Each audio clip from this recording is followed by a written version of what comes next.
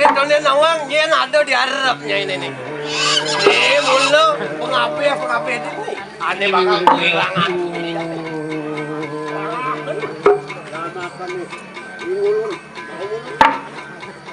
Subuh wakil murahan kan di depannya ini.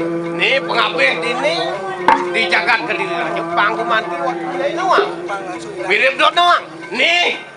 Rasayo. Rasayo.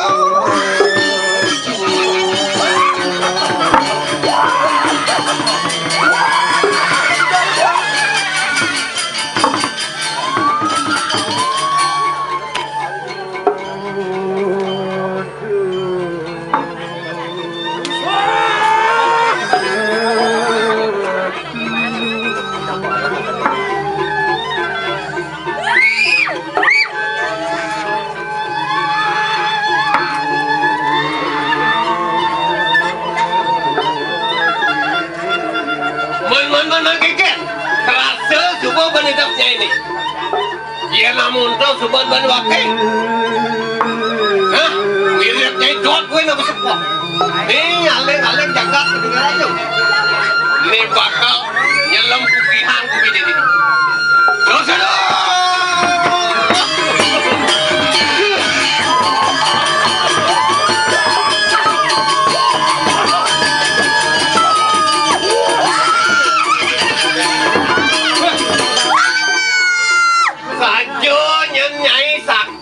saja nyai tebal yang saja sesabukannya ini bani buku nyai mai ke guben wakil mengelebokin buku jadi kewala tu nyai subuh madan menyuci ruku kewala ada pengidik wakil di punya wakil bakal lunas penugahan itu di kanan dalam kurang puja apa kalau penadir wakil nyantos Antos.